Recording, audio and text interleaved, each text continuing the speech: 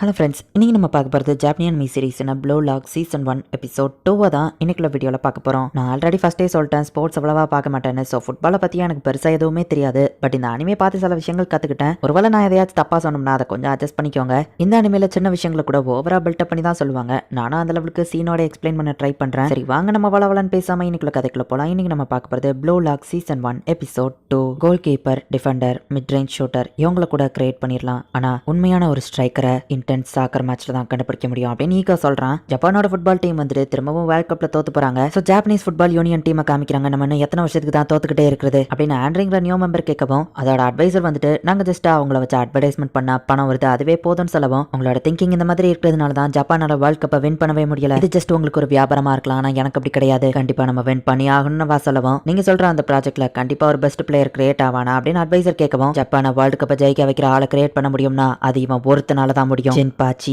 Ego அப்படின்னு வா சொல்றா. இசுகி என்ன பண்றீங்க, என்னதான் நடக்குதுன்னு ரியோனஸ்கே கேட்கவும், ஒரு செகண்ட் என் மைண்ட் பிளாங்க் ஆயிடுச்சு. சாரி நம்ம ஹீரோ சொல்றான். சூப்பரா பெர்ஃபார்ம் பண்ணீங்க, நீ தோத்துட்ட ரியோஸ்கே, கீரா லாக் ஆஃப் அப்படின்னு ஈகோ சொல்லவும், இது மடத்தனமா இருக்குது. இந்த ஒரு சாதாரண டாக் மேட்ச் வந்து என் கரியரையே ஸ்பாயில் பண்ணுதா? இது கொஞ்சம் கூட நியாயமே இல்ல. நேஷனலுக்கு செலக்ட் ஆயிருக்கேன். இந்த ரெண்டு பேரை விட எனக்கு டேலண்ட் அதிகமாவே இருக்கு. ஒரு சிம்பிள் டாக் கேம்க்கு இதுக்கு என்ன சம்பந்தம் அப்படின்னு நம்ம கேட்கவும், ப்ளூ லாக்ல நடக்கிற ஒவ்வொரு விஷயங்களுக்கும் சம்பந்தம் இருக்கு. உன்னை சுத்தி பாரு, இந்த ரூம் எந்த லெவலுக்கு இருக்குன்னு. பெனல்டி ஏரியாவோட சைஸ்க்கு தான் இருக்கு அப்படின்னு ஈகோ சொல்லவும், ஆனா டாக் மேட்ச்க்கும் இதுக்கும் சம்பந்தம் இல்லையா அப்படின்னு நம்ம கேட்கவும், ஒரு ஸ்ட்ரைக்கரா பால நீ அந்த இடத்துல இருந்து கொண்டு போயிருக்கணும். அதே நேரத்துல கிக் பண்றதா இருந்தா பெர்ஃபெக்ட்டா அந்த ஏரியாக்குள்ள கிக் பண்ணிருக்கணும். நீங்க சொல்லுவா, நான் 2 மினிட்ஸ்ல என்ன பண்ண முடியும் அப்படின்னு நம்ம கேட்கறான். 90 மினிட் மேட்ச்ல ஒரு பிளேயர் கிட்ட பால் எவ்வளவு நேரம் இருக்கு தெரியுமா? அந்த 2 மினிட்ஸ் 17 செகண்ட்ஸ் தான். ஈஸிக்கு மேல கிக் பண்ணதுக்கு அப்புறம் கூட ஒரு செகண்ட் டைம் இருந்துச்சு. நீ இகராஷி மேல கிக் பண்ணிருக்கலாம், ஆனா அதுக்கு பதில் நீ பயந்து ஓடிட்ட, விட்டு கொடுத்துட்ட. ஒரு ரியல் சாக்கர் மேட்ச்ல விசில் அடிக்கிற கடைசி நிமிஷம் வரைக்கும் பால நீ டச் பண்ணியே ஆகணும். பாச்சரா கிக் பண்ணப்போ ஈஸிக்கு கிட்ட போகாம நீ பால கிக் பண்ணி இருந்திருக்கலாம், ஆனா அதுக்கு பதில் நீ பயந்து ஓடுன, விட்டு கொடுத்துட்ட. நீ உண்மையான ஸ்ட்ரைக்கர் கிடையாது. பாஷிரா ஈஸிக்கு கிட்ட இருந்து பால பறிச்சுட்டு போனா. ஈஸிக்கு வீக் பிளேயர் அட்டாக் பண்ணக்கூடாதுன்னு ஸ்ட்ராங்கான பிளேயரை ஏம் பண்ணா. அவங்கள மாதிரி ஈகோயிஸ்ட் தான் நான் தேடுற ஆளுங்க, அவங்களால தான் ஸ்ட்ரைக்கர் ஆக முடியும். ஆனா நீ அவங்க கிட்ட இருந்து தோத்து பயந்து ஓடி போனவளாக்கா ஃப்ளோசர் அப்படின்னு ஈகோ சொல்லவும், என் கரியர் முடிஞ்சுதா இல்ல அப்படின்னு சொல்லி அவன் கத்துறான். ஹீரோ ஈஸிக்கு மேல அவன் சமக்கடுப்பு ஆகிறான். என் கனவுகளை நீ அழிச்சிட்ட அப்படின்னு சொல்லிட்டு அவன் அங்க இருந்து போறான். நான் அவனோட கரியரையே என் பண்ணிட்டேன். அந்த ஒரு செகண்ட் நான் என்ன பண்ணேன்னு எனக்கே தெரியல. ஆனா இந்த எக்ஸைட்மெண்டான ஃபீல், நான் ஏன் இவ்வளவு ஹாப்பியா இருக்கிறேன் இதுக்கான பதில் அவனுக்கு தெரியும். ஹே நீ எதுக்காக என்கிட்ட பால பாஸ் பண்ண நம்ம ஹீரோ கேட்கவும், ஈகோ சொன்ன மாதிரி ரிசல்ட் தான் எங்க மேட்டர். நீ அடிப்பேன்னு எனக்கு தெரியும், அதான் உன்கிட்ட பாஸ் பண்ண அப்படின்னு பாஷிரா சொல்றான். எல்லாம் ரொம்ப ஓவர்னு இகராஷி சொல்லுவோம். ஆமா இது ஓவர் தான். ரொனால்டோ, மெஸ்ஸி எல்லாம் நீங்க பாராட்டுறீங்க, ஆனா அவங்களோட வாழ்க்கை ஒவ்வொரு நாளும் இந்த மாதிரி தான் வாழ்வா சாவா போராட்டமா தான் இருக்கும். அவங்களோட வாழ்க்கையை இப்போ நீங்க எக்ஸ்பீரியன்ஸ் பண்ணிருக்கீங்க. ஒரு ஸ்ட்ரைக்கரா இது உங்களுக்கு எப்படி இருக்கு? ஈகோவை நீங்க எக்ஸ்பீரியன்ஸ் பண்ணும்போது தான் உங்களால எவால்வோ ஆக முடியும். நீங்க எல்லாரும் இப்போ ஃபர்ஸ்ட் செலக்ஷனுக்கு செலக்ட் ஆயிருக்கீங்க. இங்க இருக்கிற 11 பேர் தான் இதுக்கப்புறம் உங்களோட டீம்மேட்ஸ், அதே நேரத்துல உங்களோட எதிரியோ கூட அப்படின்னு ஈகோ சொல்றான். 3 நாளா இப்போ எல்லாருமே எங்க ட்ரைனிங் எடுத்துட்டு இருக்காங்க. ஒவ்வொருத்தங்களோட பிசிக்கல் அபிலிட்டி அவங்க டெஸ்ட் பண்றாங்க. என்ன உங்களால ஸ்பீடா ஓட முடியும் அப்படின்னு ஜிங்கோ கேட்கறான். ஈஸிக்கு இந்த தண்ணி குடின்னு சொல்லவோ, தேங்க்ஸ் கோவான் நம்ம ஹீரோ குடிக்கிறான். அந்த கோவான் வந்துட்டு நம்ம ஹீரோவோட ரொம்பவே ஹைட்டா ஜம்ப் பண்றான். அவனோட ஜம்பிங் சூப்பரா இருக்குன்னு நம்ம ஹீரோ நினைக்கிறான். இங்க இருக்கிற எல்லாருக்குமே மீல்ஸ் ஒண்ணுதான், பட் ஸ்பெஷல் டிஷ் மட்டும் வேற வேற. நம்ம ஹீரோக்கு நாட்டோ, இக்கராஷிக்கு அதோடவும் கம்மியான பிக்கிள்டு ராடிஷ், ஆனா மத்த ஹை ரேங்க் பிளேயர்ஸ் எல்லாருக்குமே டேஸ்டான ஸ்பெஷல் டிஷ் இருக்கு.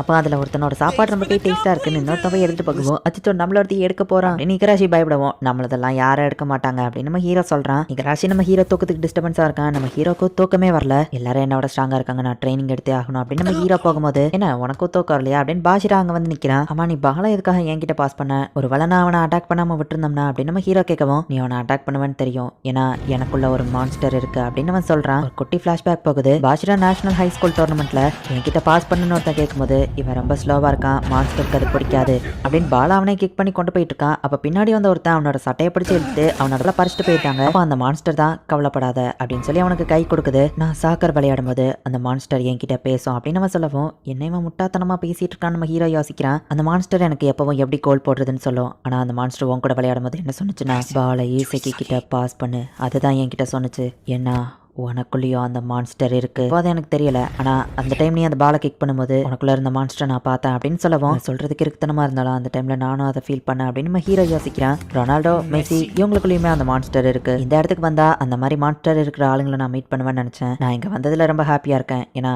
நான் ஒன்ன மீட் பண்ணிருக்கேன் ஈசக்கி அப்படின்னு பாஷிரா சொல்லவும், சொல்ற மாதிரியே எனக்குள்ள மான்ஸ்டர் இருந்தா நான் என்னோட பவரை கரெக்டா யூஸ் பண்ணி நான் ஸ்ட்ராங்கா மாறணும் அப்படின்னு ஹீரோ நினைக்கிறான். உன் கண்ணில் இப்ப நான் அதை பாக்குறேன் அப்படின்னு பாஷிரா பேசிட்டு இருக்கும்போது எல்லாரும் அவங்க ரூமுக்கு போய் உங்க ரேங்க் செக் பண்ணி பாருங்க. உங்க ரேங்கிங் சிஸ்டம் சேஞ்ச் ஆயிருக்குன்னு அனௌன்ஸ் பண்றாங்க. ஈஸிகி நான் 300ல இருந்து முன்னேறி இப்போ 275க்கு வந்திருக்கேன். அட நீ கூட 274ல இருக்கியே, எப்போ என்னை விட நீ ஒரு ரேங்க் கூட இருக்கிறப்பா அப்படின்னு நிகராஷி சொல்றான். ஹலோ என்னோட டைமண்ட்ஸ் இந்த இடத்துல மொத்தமா 5 பில்டிங் இருக்கு. 5 பில்டிங்லயும் 5 டீம் இருக்கு. அதுல B to Z வரைக்கும் ஒவ்வொருத்தங்களோட பெர்ஃபார்மன்ஸ் லெவலை பொறுத்து தான் அவங்க B to Z வரைக்கும் ரேங்க் பண்ணப்பட்டிருக்காங்க. ஃபர்ஸ்ட் மேட்ச்ல ஒருத்தர ஒவ்வொரு டீம்ல இருந்து எலிமினேட் பண்ணோம். சோ 25 மெம்பர்ஸ் எலிமினேட் ஆயிருக்காங்க. நீங்க சொல்லவும் பேலன்ஸ் இருக்கிற 275 மெம்பர்ல இப்போ நான் லாஸ்ட் ரேங்க் தானா அப்படின்னு நிகராஷி நினைக்கிறேன். பில்டிங் B to Z வரை இருக்கு. நீங்க தான் ஜேங்கிறதுனால பில்டிங் 5லயே லோவஸ்ட் ரேங்க் மெம்பர்ஸ் நீங்க தான் அப்படின்னு நீங்க சொல்லவும் அங்கதான் இருக்கிறதுலயே லோவஸ்ட் ரேங்கான நம்ம ஹீரோ பாக்குறான். இங்க இருக்கிற எல்லாருக்குமே டாப் கிங் ஆகிறதுக்கான வாய்ப்பு இருக்கு. சோ நீங்க கிங் ஆகணும்னு நினைச்சீங்கன்னா அதுக்காக போராடுங்க. ஃபர்ஸ்ட் செலக்ஷன்ல பில்டிங் 5ஓட 5 டீமுக்கு தான் மேட்ச் அப்படின்னு நீங்க சொல்றான். சாய் ஈட்டஷி ஜீனியஸ் மிட்ஃபீல்டர் எங்களுக்கு இன்டர்வியூ கொடுக்க வந்ததுக்கு ரொம்பவே தேங்க்ஸ். நீங்க வேர்ல்ட் சாம்பியன்ல கலந்துக்கிடுவீங்க எல்லாரும் பேசிட்டு இருக்காங்க அப்படின்னு இன்டர்வியூர் கேட்கவும் அவனுங்க காலில் விழுந்து கேட்டாலும் கண்டிப்பா நான் கலந்துக்கிட மாட்டேன் அப்படின்னு அந்த சாய் ஈட்டஷி சொல்லவும் எதுக்காக சார் அப்படின்னு நம்ம கேட்கறான். நான் தப்பான நாட்டில் வந்து பிறந்துட்டேன். ஜப்பான்ல இருக்கிற எந்த பிளேயருமே நான் பால பாஸ் பண்ற லெவலுக்கு வத்தியானவன் இல்ல. ஜப்பான் நேஷனல் டீம் வேஸ்ட்னு தான் நான் சொல்லுவேன் அப்படின்ட்டு போறான். இன்டர்வியூல எப்படி பேசினா உங்க ரெப்டேஷன் பாதிக்கும் PA சொல்லவும் ஜப்பான் என்ன நினைச்சா எனக்கு என்ன,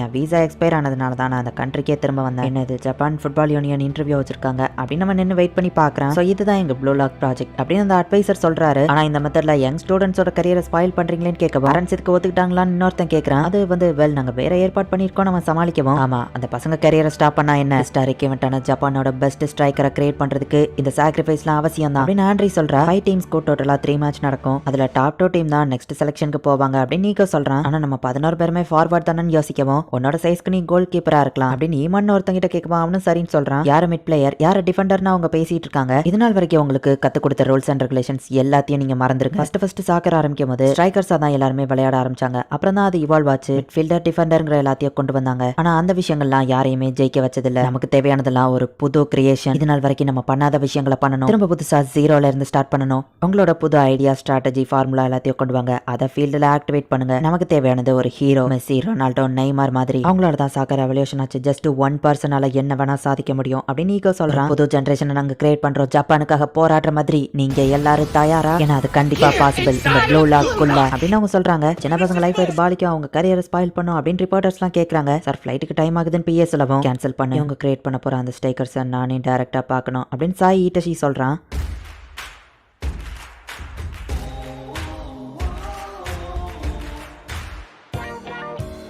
ஹே காய்ஸ் டீமேக்ஸ் வந்துட்டாங்கன்ற நியூஸ்கே சொல்கிறான். இதில் நான் சர்வை பண்ணி பெஸ்ட் ஸ்ட்ரைக்கரா மாதிரி காட்டுறேன் அப்படின்னு நம்ம ஹீரோ நினைக்கிறான். இந்த இடத்துல இந்த எபிசோட் முடியுது. மொத்தமாக இந்த ப்ளூ லாக்குள்ள 5 பில்டிங்ஸ் இருக்கு. அதில் 5th பில்டிங்ல தான் B to Z வரை இருக்கிற டீம் இருக்கிறாங்க. இந்த 5 டீமுக்குள்ள மேட்ச் நடக்கும். அதில் பெஸ்ட் 2 டீம் தான் நெக்ஸ்ட் லெவலுக்கு போவாங்க. இப்போ நம்ம ஹீரோட டீம் Zக்கும் டீம் Xக்கும் மேட்ச் நடக்க போகுது. என்ன நடக்க போகுது நெக்ஸ்ட் எபிசோட் பார்த்து தெரிஞ்சுக்கோங்க. அண்ட் உங்களுக்கு இந்த வீடியோ பிடிச்சிருந்தது அப்படின்னா லைக் பண்ணிட்டு அப்படி மறக்காம நம்ம சேனலை சப்ஸ்கிரைப் பண்ணிருங்க. தேங்க்யூ ஃபார் வாட்சிங். Bye guys. நெக்ஸ்ட் எபிசோட்ல மீட் பண்ணலாம்.